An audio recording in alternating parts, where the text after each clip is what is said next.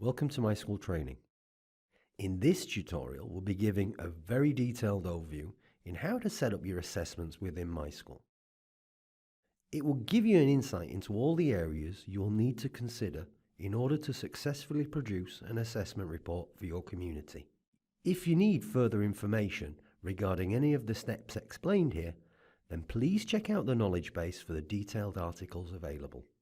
The assessment report is key to every school. With so many different assessment needs, MySchool offers a fully configurable toolkit, which is used in schools and institutes across the world.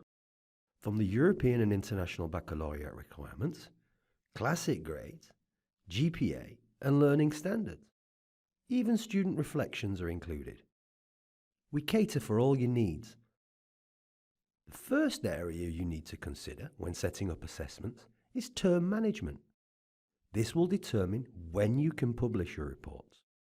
It is also important for assignments and attendance stats. Let's have a look at some of the options. We are asked frequently if terms can be deleted, but as these are integral to many modules, this is not possible. But a top tip to organise the list is to add a special character or number to distinguish between active and archived term configurations. Why not even add the scholastic year to clarify? Let's open up an active term config. The most important part in terms is understanding is exam and is schedule. Is exam means that there is an assessment term. An assessment report can be produced. Is schedule means that attendance and assignments can be entered. Let's have a look further at how this works. We see here as well that term configurations are applied to class levels per scholastic year. If you want to change configurations after rollover, then we always suggest creating a new one, as adapting an existing configuration will affect all the previous years. We have terms 1 to 3, a midterm, a final, and a full year assignment term. Term 1 starts in September and runs until December. Term 2 is from January to April, and Term 3 is from April until the end of the year. These are all exam and scheduled terms. In the case of the midterm assessment, this is just for a midterm roundup. As we see, it starts in September and ends halfway through Term 2. This is useful if you wish to show an assignment average for half the year, for example, or show attendance stats on your reports for that period. It is also the same for the final assessment period. This covers the whole year. So this, if you're applying an assignment average, will bring in the whole year's assignment average for all the assignments completed during that period. In terms of assignment averages, some of our community have requested to show a full year's assignments within the same assignment grade grid. You can do this by creating an is scheduled term which goes from the start of the year to the end of the year. Once applied, educators can enter assignments in T1 to T4 and it will automatically populate the year-long grid view. The year-long grid view can be used for running averages, collection of evidences, or just as a year-long summary. Organise the grade grid into topics and add colours to your assignment types. Discuss your needs internally and then ask the CSM for help on how to organise this view. The next checkpoint is to make sure that the assessment terms and the subject configuration is set up before building the assessments. Firstly, make sure that the correct terms have been applied to the courses. As we all know, assessment criteria is not on a course level, but on a subject level. So let's now have a look at a subject. It is very important in MySchool to understand that students are enrolled in a course which inherits its assessment criteria from its root subject. So if you have different assessments, then the course needs to be attached to the correct subject in order to produce the correct assessment report. Within the subjects, check out the assignment averages first. If you wish to follow a continuous assessment model, these are very important. Make sure you and your educators understand how the averages work if you're going to use them in your assessment build. There is a comprehensive article and video explaining the numerical calculations within our knowledge base. If you're using the year-long assignment grid, as we explained previously, then why not allow educators to class their assignments by topic? These don't have to be a specific topic, but they can use the topics as a month or a term to group the assignments that are relative to their assessment build. Next step, make sure the scales are correct. We'll look at how to create them in the next segment. If you are using the GPA calculations, either from the North American marketplace or via the subject specs calculation, then include the subject in the GPA calculations as well. Another checkpoint which is important for your assessments is to make sure your students' enrolment dates match the course dates. This can happen if you change term or year dates after you've set your enrolment. In most cases, the system will align, but it's always best to check. Make sure there are no red withdrawn students in the list that are not supposed to be withdrawn. Make sure the course has all the terms available. Let's now have a look at the scales and how we can add these and design them to your needs. These are created in the assignment configuration page. Here you can also add assignment average calculations in bulk. Add assignment types, but here we're going to create scales. These scales will be used in both assignments and your assessment reports. In MySchool, there are two types of scales, numeric or achievement. Let's look at the default numeric scale. Default is the 0 to 100 scale.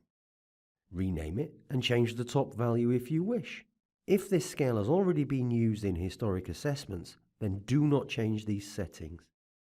Simply add a new one and then make sure it's added to the relevant subjects who will be using the scale.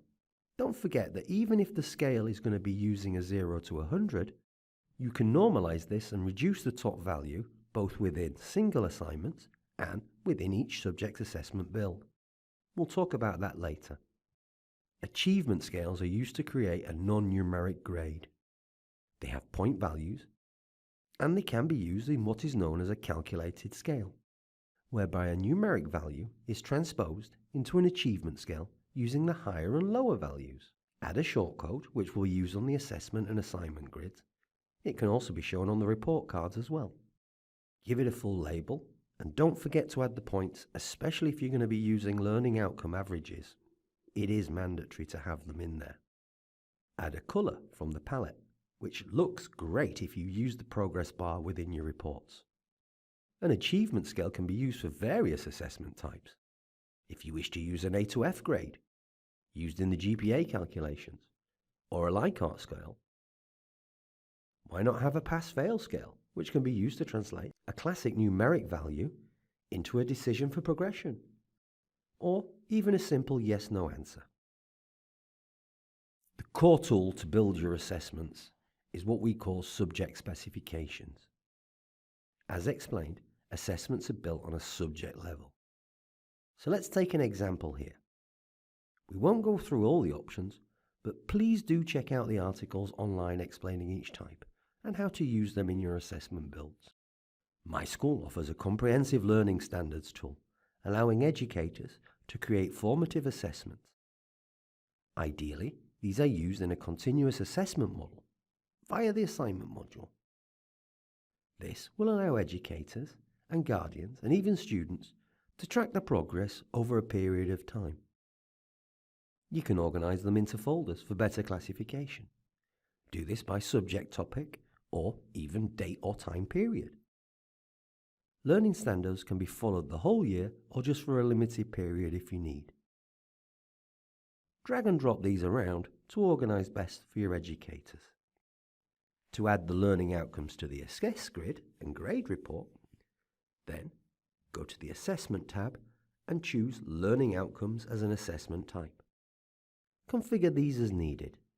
If the same LOs are available for each term, then you can make the educator's assessment tasks easier by checking the pre-fill option. This means that if an assessment is given in Term 1, for example, the same grade will populate Term 2 and Term 3. You can make the contributions mandatory as well, or hide them altogether if no assessment is entered for the term period. If you're looking for numeric grades, then MySchool has that covered as well. Let's check out another way to build your assessments. Looking at English 10. We see that here there are 4 assessment builds for the year. This allows us to select a primary grade from each assessment period. This grade is used on the Assessment tab of the student profile, within transcripts, and for tracks calculations for the BC Marketplace. Let's have a look on how we can build a 4-term assessment with a simple grade entry and calculated scale. Calculated scales take a numeric value and translate them into an achievement scale using the high and low values as we explained earlier. We see that instead of all terms, we have restricted this assessment to just Q1. We can also see that we can keep it at the default 100 or amend the maximum out of if you wish to break down your scores further. Also, note that the additional values can be entered into the grade assess field if you need. Just be careful with the length here, as it still must fit into the same cell as the numbers. Let's add a calculated scale and translate the numeric entry into a simple A to F achievement scale. This can be used in the North American transcripts, for example. We see here we are asked to set a scale and a field where the numeric value will be entered. In this example, we see it's Q1 grade.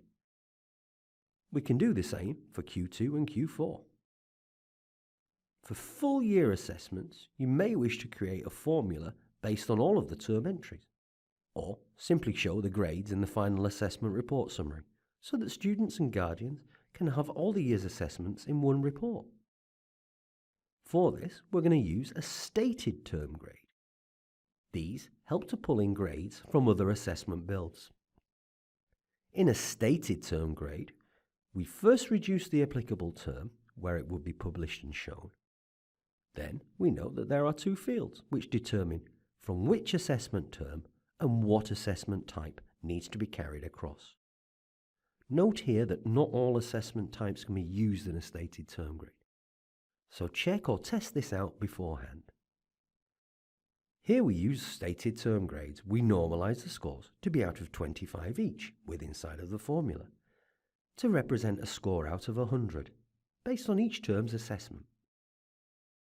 Use sum to apply weights or a simple average if not. With the teacher editable ratios, the educators can even decide on the weights themselves if you wish. As we mentioned, we advise building a test subject with a test course and student to make sure that all of this is configured before you go live. Once you have one subject set up, then this can be applied to all of the subjects sharing the same assessment type throughout your class level or even your school. Before we start to assess, we just have one final thing to do. This is to configure the output. Although it may be hard to test at this stage as you won't have any grades entered, you can still have a look at the build and the possibilities available. Go to the Assessment Report Builder to design your PDF. There are many options, so try them out and see which ones work best for you. Once you have everything covered, then check out how it looks by using the Preview tool. You're now ready to start the assessment proper.